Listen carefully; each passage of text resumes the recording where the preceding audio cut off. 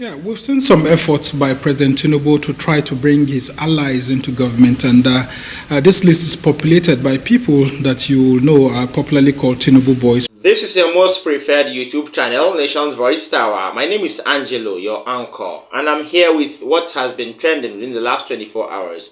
I have lots of videos that have touched our table, and we wish and we deem it fit to share it with our viewers as usual. First on my list of updates is on the ongoing coup d'etat that has taken place in the African countries, most especially the ones in the West Africa, like the one in Niger Republic and the one in Burkina Faso. Now, the Economic Community of West African States has quickly called a summit or a meeting addressed or meant to address the issue of the successful coup and the takeover of the government of Niger Republic. They have asked the junta and that is the army in charge, to return the president to his seat because he was duly elected and was legitimately brought into power by voting. Okay, so there is no need to have a coup in that particular country, and then they should actually return the peace of the country and allow people to go about their day-to-day activities. The chairman of the Economic Community of West African States, Bola Ahmed Tinibu, said this during the emergency summit they called together in order to ensure peace in this part of Niger Republic. Watch a brief cutaway from the interview during the meeting by Bola Ahmed Tinibu. It shouldn't have been so. If not for extraordinary summit that is necessary to address the situation that we have in the Niger Republic, threatening our authority, and a very devoted member of this union. Great thanks to African Union and other international observers. We can't pretend that we didn't have the knowledge of what had happened and what is still happening. We have an hostage situation, an interruption to properly elected government of Niger Republic.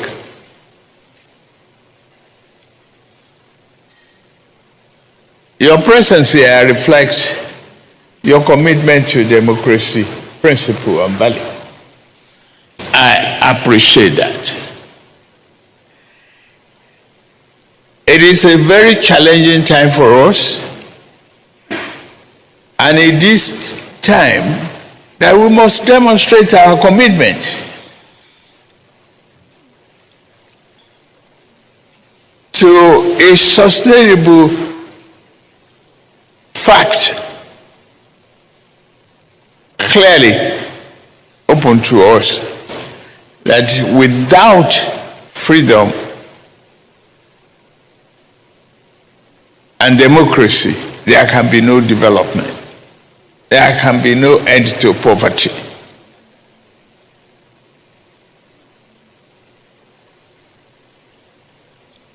The danger to us right now is the fact that one of us,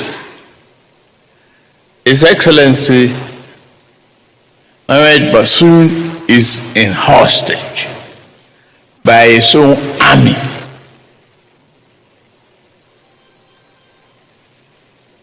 The presidential guard. What a calamity. It's an assault on every one of us.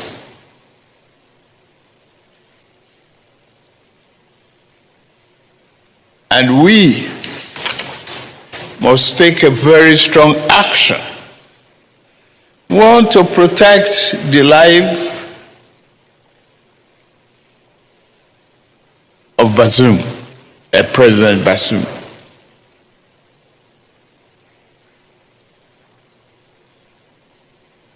Disrupting the democratic order has left the people of Niger in a state of uncertainty and vulnerability.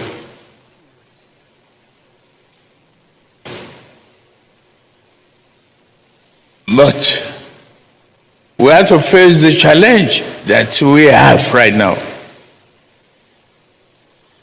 Your Excellencies, distinguished ladies and gentlemen, during the 63rd Ordinary Summit, the authorities set up a troika, comprising some of us to deepen reflections on security matters in the region and to accompany ECOWAS mediators. Okay, that's the truth there. Please, there is no need to have war, crisis, or even coups everywhere in Africa, because we believe so much that even without a revolution, there can still be change. So this issue of coups coming up here and there, rumors springing up from here and there, should not be the cause of the day in an Africa where we all are looking for a new sort of balance or a new sort of landing. Now, secondly, on that, Arise News analyst Sumner Sambo has bemoaned the ministerial list produced by President Bola Ahmed Tinibu, stating that the list wasn't all about competence, rather it was all about loyalty. He opined that, in fact, the list was filled with Tinibu boys. That was his words, or those were his words. Let me allow you to listen to him verbatim so you will know what he meant by Tinibu boys in this ministerial list. Stay tuned. Yeah, we've seen some efforts by President Tinibu to try to bring his allies into government, and this list is populated by people that you know are popularly called Tinibu boys, people who have been with him right from when he was a governor. And then we've also seen an effort to try to compensate those who did their best to get him into power, bringing Nyesom Wike, and that itself may actually cause some division. And then we've seen some states like Cross River presenting two nominees, Beta Edu, and then of course Senator John Owen Eno, who had wanted to contest, but of course you all know what happened until Senator Basi Otu had to emerge as the governorship candidate of the APC in the state, and of course is the substantive governor. So, I mean, it's a lot of intrigues, and then we've seen women and then young people. I mean, look at Anatu Musawa, who's 43, Stella Okotete, who's 38, and then some other ones. You'll see some efforts there, including to bring in some media people. I mean, publisher Mohammed Idris of the Blueprint newspaper, who's an accomplished PR expert, and then of course he has been in the communications field, being brought in to actually balance up the list. And then of course the critical issues that we have here are people who are also going to help him balance up the issues of finance, because I don't really envy all these ministerial nominees, because the challenges that we have ahead are really hot. And Wale Edun, I mean, being brought into play, and Adelabu, I mean, that's a very good mix in terms of financial experts that have been brought in place. And with the likelihood of, about 15 more ministers, I mean, being awaited, because Mahmoud Jaga has said 14, I will add that it's about 15 that will still be added, because we're likely going to have a ministerial nominee from the Federal Capital Territory, considering this time around that the FCT indigenes had been asking for lots of support, and then the APC had gone to court to argue that the FCT is indeed the 37th state of the country based on the Supreme Court judgment. So there's a likelihood that we'll have 37 states having the ministerial nominees, and then 6 coming from the geopolitical zones. Some states are already there, and people like Boyega Oyetola, whose name was bandied around earlier on, including by the Nation newspaper owned by Bola Tinubu, didn't make it to this first batch. We're expecting those in the second batch. Ali Pate, Professor Ali Pate, very good one. Professor Joseph Usef, very good nomination. And of course, Abubakar Kyari, who is someone who is a well-known administrator, two-term senator, and of course the acting chairman of the APC now. Well, it looks good right now with Iman Ibrahim, who happens to be the federal commissioner in charge of the Refugees Commission from Nasarawa State. I think President Tinibu is trying to send a very strong message this time around that, look, he means business. But I can tell you that with the recycling of some of the old names we are used to, like Nasir El-Rufai, I think those are some of the blights that we have on this list. Nasir El-Rufai, the former governor of Jigawa State, and of course, Nyesom Wike. Well, people will say these are faces that Nigerians are tired of. What are they going to be bringing? Just like Senator Shehu Sani has said not quite long ago on our sister show. What exactly are the new ideas that these people are bringing? We think that if we had more younger people from 55 below in terms of age, and then of course, even if it's bringing those between 55 and 65 into government, there should be new faces that have newer ideas. It will have been better. Yes, obviously the president chose loyalty over competence. I think he's borrowing a leaf from what President Muhammadu Buhari did. He doesn't want to fall in the same mistake that the former president fell into. But that is, well, let's see whether this is wise or unwise of the president to follow this sort of strategy before appointing people as minister. Concerns are still raised about Nasir El-Rufai's inclusion and Nyesom Wike over time. Let's see what is made out of that from the presidency. Before I go further, let me urge our viewers, both old and new, like our videos, share them, drop a comment for us in the comment section, and don't forget to watch till the end because we need you to do this so we could go viral as usual. Now, thirdly, about the hierarchy of the All Progressive Congress, the APC. The Northern Elders Forum from the North Central Zone of the country have thrown their weights behind Abdullahi Ganduje, former governor of Kano State, supporting him to be the next APC national chairman, following the quick and recent resignation of the former chairman Abdullahi Adamu. Watch the Northern Elders Forum from the North Central Zone, where they had to endorse Abdullahi Ganduje to show that they are really behind him, even though they come from the same zone with the former APC chairman. Stay tuned. We, as representatives of elders of the party from North Central Zone, are here today in continuation of the series of endorsements of Abdullahi Ganduje. We represent different elders groups of the party in the zone.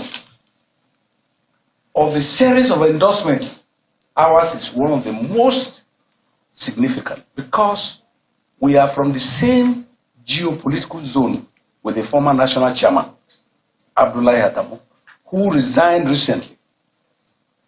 We are concerned with merit, quality, and continuity in leadership for our party.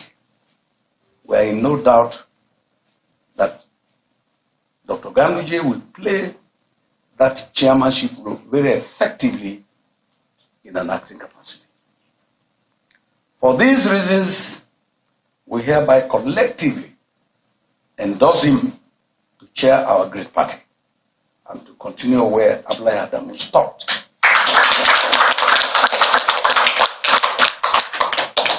Abdullahi Adamu stopped in steering the ship of the party until substantive leadership positions are filled at the next convention in line with the party's constitution. All right, we don't need to say much on that particular video because obviously Abdullahi Ganduje is clamoring to become the next APC national chairman, and I know so much that he has something off his sleeves since he's been itching to pull off this stunt, because I believe Abdullahi Ganduje has lots of enemies he has made and he needs to pay them back in their own coin, and he can only do this by taking the helm of affairs of the chairmanship of the APC.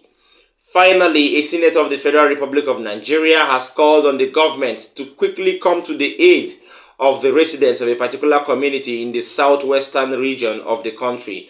And the locals too have tried to bridge the disaster of flood in their community, but all to no avail. I think it's better off you listen to them word for word so you will know how painful they feel over this flood that has taken away life and property from 2014 till date. Stay tuned. Was moved as regards this incident on the floor of the Senate, as well as the floor of the House of Representatives by myself and the House of Rep member representing this federal constituency on Tuesday. And some resolutions were passed, which includes the immediate intervention of the Federal Ministry of Works, intervention of the Ecology Office, the FEMA, and then the State Ministry of Environment to come and assist. The state of this place is pathetic. For the past since 2014, we have been on this problem. But this last week issue, I've never witnessed this type of flood in this area. I appeal to government that they can to come and help us to come and assist us in do this road, because we are not, for the past 5 days now, nobody is able to go to his farm or their business. We community, we are contributing money, especially if you look at this drainage, it's a block, so we are contributing to pack drainage. But now, in fact, we don't have any power to do it again, except the government can intervene to it. The situation of things in Nakpom is a government here that this is the other stream, of which it has been a long-term dangerous place for the community. You see all the houses that has been damaged since 3 years ago.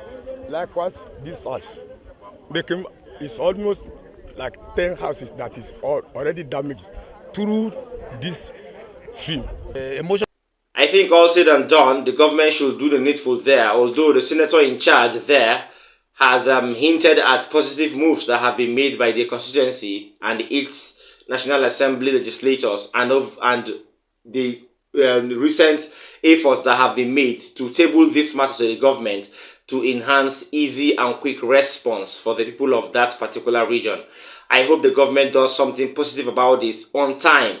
You could do something positive, but you will not do it on time.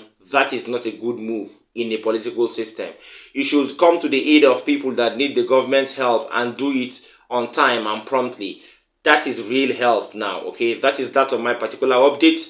I hope you enjoyed our time together. From us here, we're going to draw the curtain. See you next time. Bye.